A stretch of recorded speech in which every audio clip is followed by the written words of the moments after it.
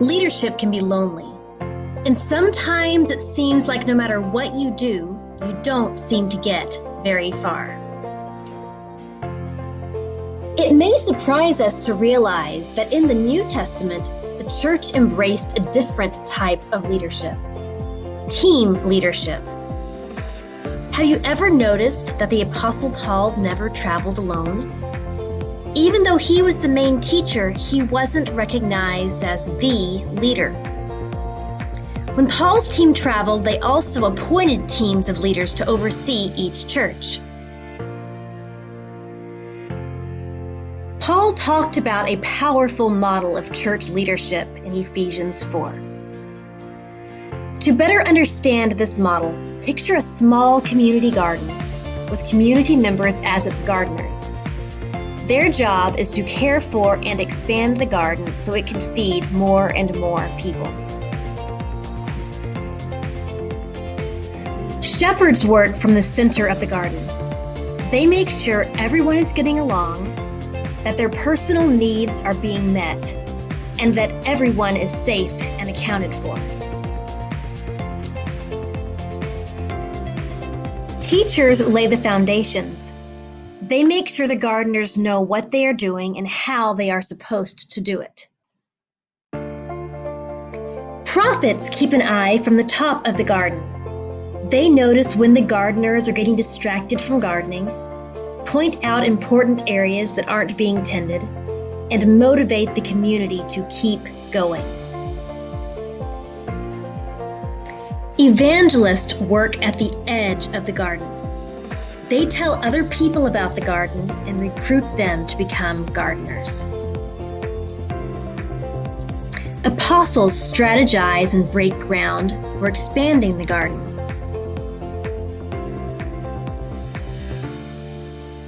The shepherds, teachers, prophets, evangelists, and apostles make up the leadership team of the garden. They fill these roles even as they continue to garden.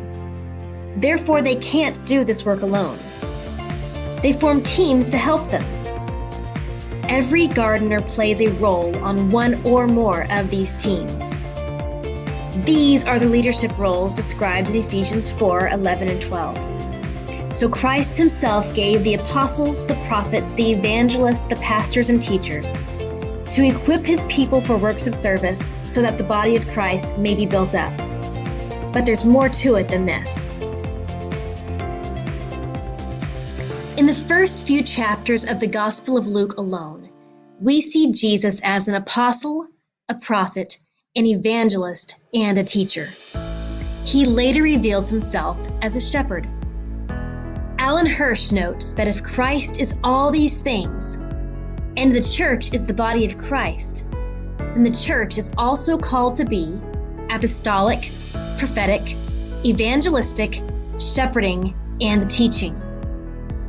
He then takes it a step further. If the church is all these things, and we are her members, then these apostolic, prophetic, evangelistic, shepherding, and teaching genes are in our spiritual DNA.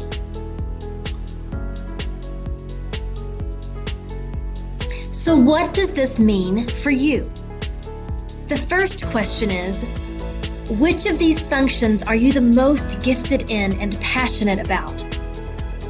The next question is, what members of your church are most gifted in the others? If the church is to grow, we need to lead alongside one another as a team. However, you can't carry out your function alone. If you are a teacher, join with a team of gifted teachers.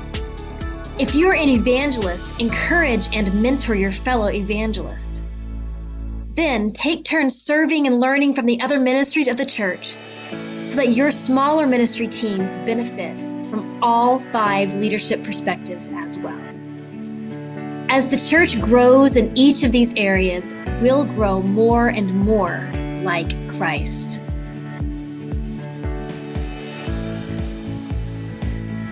Leadership shouldn't be lonely. And when we all work together, the church will go further than we dare to imagine.